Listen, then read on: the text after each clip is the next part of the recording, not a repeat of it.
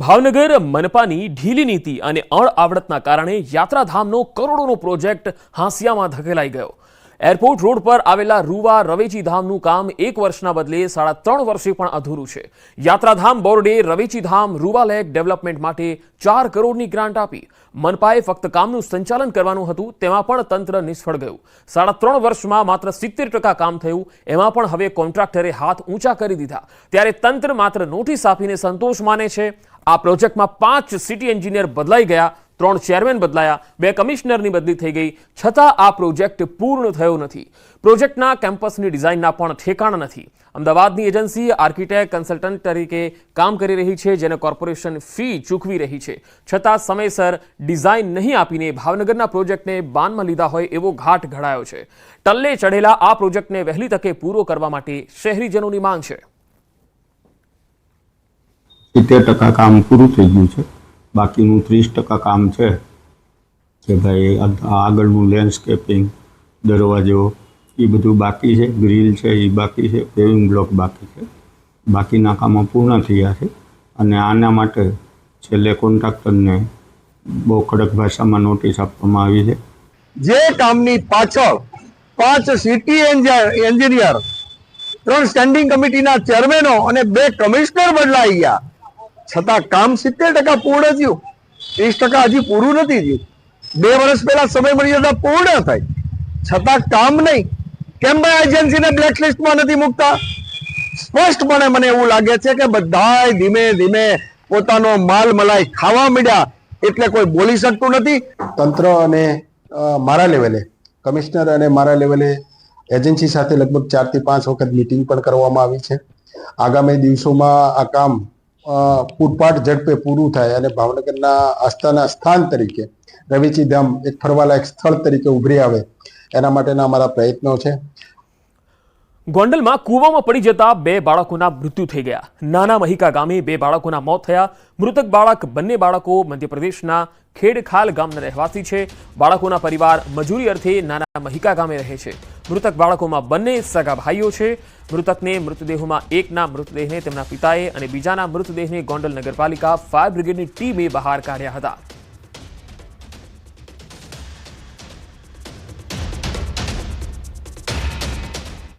બનાસકાંઠામાં આવેલ ભારત પાકિસ્તાન નડાબેટ બોર્ડર પર સ્વતંત્રતા પર્વની ઉજવણી કરાઈ। બીએસએફના જવાનોએ ધ્વજવંદન કરીને તિરંગાને સલામી આપી અને સાથે જ સાંસ્કૃતિક કાર્યક્રમ પણ અહીંયા યોજાયો હતો। કાર અને બાઇક રેલી સહિતના અલગ અલગ કાર્યક્રમોનું આયોજન કરવામાં આવ્યું। બનાસકાંઠાના પાલનપુરમાં અનોખી રીતે ધ્વજવંદન કરાયું। ભાઈ બહેને માત્ર 1.25 કલાકમાં ગુરુ પર્વત ચઢી તિરંગો લહેરાવ્યો। 8 વર્ષીય ચૌહાણ અને 6.5 વર્ષીય ખંજને તિરંગો લહેરાવ્યો। 78માં સ્વતંત્ર પર્વને લઈ બંને ભાઈ બહેને ગુરુ પર્વત સર કરી તિરંગો લહેરાવ્યો। નાની ઉંમરે બંને ભાઈ બહેને પર્વત સર કરી સ્વતંત્રતા પર્વની પ્રકૃતિના સાનિધ્યમાં ઉજવણી કરી। જલોત્રા નજીક આવેલા 2612 ફૂટની ઊંચાઈ ધરાવતો ગુરુ પર્વત, એના ઉપર ચઢી તિરંગો લહેરાવ્યો।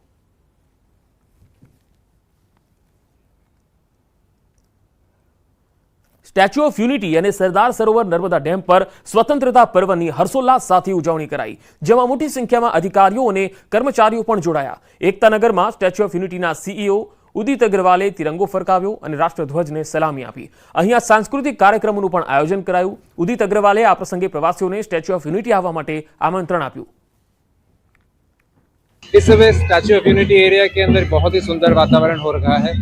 हमारे डैम के हमने गेट्स खोले हुए हैं, जिससे कि डैम जो पानी का ओवरफ्लो है वो भी लोगों को देखने का बहुत अच्छा लगेगा। देखने में थोड़े ही समय में हमारे यहाँ पर बोटिंग एक्टिविटीज भी फिर से शुरू हो जाएंगी। रिपेयर वर्क जो था वो हो चुका है। एक बहुत ही अच्छा मौका है कि टूरिस्ट इस समय स्टैच्यू ऑफ यूनिटी एरिया में आए। मैं सभी को आमंत्रित करता हूँ।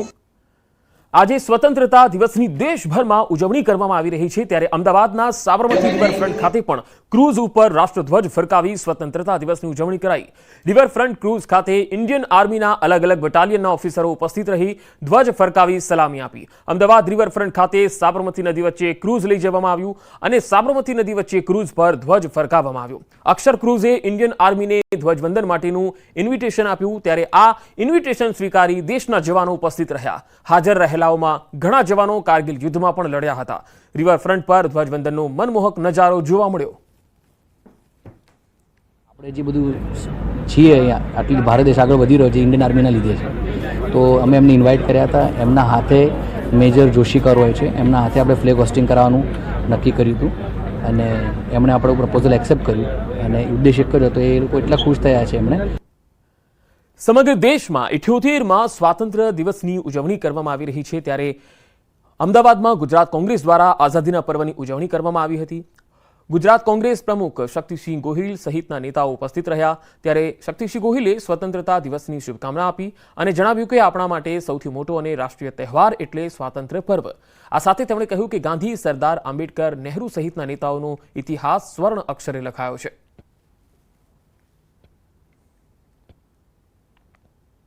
અંગ્રેજોની લાઠી ગોલી સામે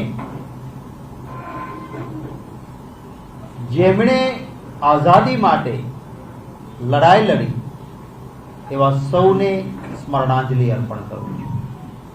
અનેક વીરગતિને પામ્યા, અનેક વ્યક્તિઓએ અનેક યાતનાઓ ભોગવી. આ તમામ વ્યક્તિઓને નમન કરું છું. આઝાદીના પર્વની સૌરાષ્ટ્રમાં હર્ષોલ્લાસ સાથે ઉજવણી કરવામાં આવી. ગોંડલમાં 100થી વધુ ખેલૈયાઓ રાષ્ટ્રધ્વજ સાથે ગરબા રમ્યા. તિરંગા સાથે દાંડિયા રાસ રમીને સ્વતંત્રતા પર્વની ઉજવણી કરી. 6 થી લઈને 57 વર્ષના ખેલૈયાઓ દેશભક્તિની થીમ પર ગરબા રમ્યા. સુંદર નજારો ડ્રોન કેમેરામાં કેદ થયો.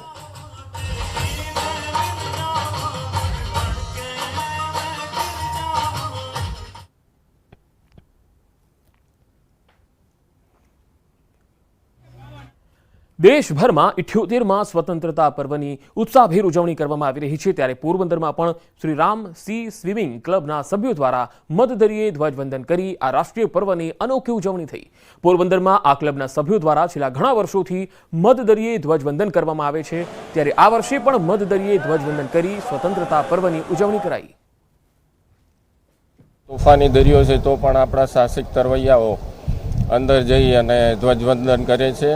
સાહસિકતા કેળવાય એ ખાસ મુખ્યત્વે એનો હેતુ છે અને સ્વસ્થતા જળવાઈ રહે એ માટે અમે રાઉન્ડ યર સ્વિમિંગ કરતા રહીએ છીએ. તેથી જ આ રીતના અમે આવા પાણીમાં પણ અંદર જઈ શકીએ છીએ.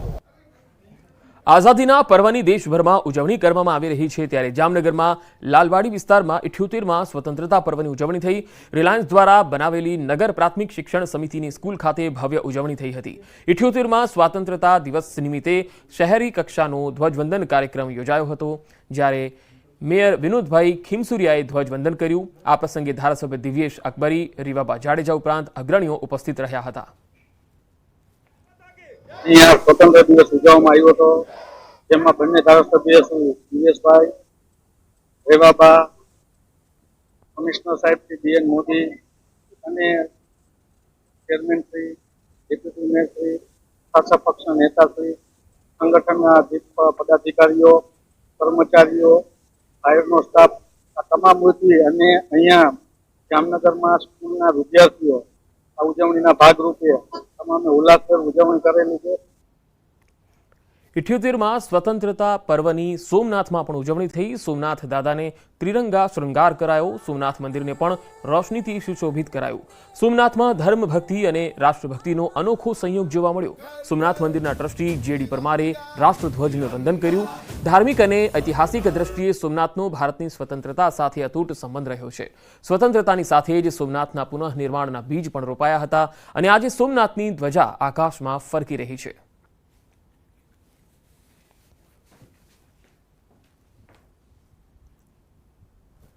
સોમનાથમાં મોટી સંખ્યામાં પોલીસના જવાનો પણ ઉપસ્થિત રહ્યા હતા અને તિરંગો લહેરાવી અને તિરંગાને સલામી પણ આપી હતી. પાટણના સાંતલપુર તાલુકાની લખાપુરા પ્રાથમિક શાળામાં બાલ સાંસદ ચૂંટણીનું આયોજન કરાયું. બાળકોને ગમ્મત સાથે લોકશાહીનું જ્ઞાન પીરસવાનો અનોખો પ્રયત્ન થયો. બાલ સાંસદ ચૂંટણીમાં 8 બાળકો ઉમેદવાર બન્યા અને તેમને અલગ અલગ ચૂંટણી ચિહ્ન પણ આપવામાં આવ્યા. શાળામાં બાલ સાંસદ ચૂંટણીમાં ચૂંટણીલક્ષી તમામ સુવિધાઓ ઉપલબ્ધ કરાઈ. ઉમેદવાર, એજન્ટ, પોલિંગ સ્ટાફ, ચૂંટણી અધિકારી, પોલીસ સ્ટાફ સહિત તમામ પાત્ર બાળકોએ અહીંયા બજાવ્યા હતા. વોટ માટે ડિજિટલ ઈવીએમ એપનો પણ ઉપયોગ કરી તેમાં મતદાન પણ કરાયું. મતદાન બાદ વિજેતા ઉમેદવારો પણ જાહેર કરાયા. આમ બાળકોને લોકશાહીની ચૂંટણી પ્રક્રિયા અંગે માહિતી અપાઈ. તો બીજી તરફ આઝાદીના પર્વની ઉજવણી દ્વારકામાં અનોખી રીતે કરાઈ. બરડાના ડુંગરમાં તિરંગો લહેરાવાયો. દ્વારકા પોલીસના જવાનોએ પ્રકૃતિની ગોદમાં ઊંચે ડુંગર પર તિરંગો લહેરાવ્યો હતો. બરડા ડુંગર વિસ્તારના નેસના માલધારીઓ અને પોલીસ જવાનોએ સાથે મળીને તિરંગા યાત્રા યોજી. બરડા ડુંગરની કઠિન કેડીઓને પાર કરી 2090 ફૂટની ઊંચાઈએ આભાપરા ટેકરી પર તિરંગો લહેરાવ્યો. મુખ્યમંત્રી ભૂપેન્દ્ર પટેલે પણ આ અભિયાનની ટ્વીટ કરી સરાહના કરી હતી.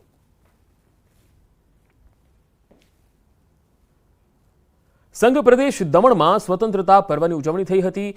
પ્રદેશના પ્રશાસક પ્રફુલભાઈ પટેલે તિરંગો લહેરાવીને સલામી આપી. શાનદાર પરેડની સલામી ઝીલી. સાંસદ ઉમેશ પટેલ, સ્વતંત્રતા સેનાની ઉચ્ચ અધિકારીઓ અને રાજકીય સામાજિક હસ્તીઓ પણ કાર્યક્રમમાં ઉપસ્થિત રહી. પ્રફુલ પટેલે સંઘ પ્રદેશની જનતાને શુભકામના પાઠવી.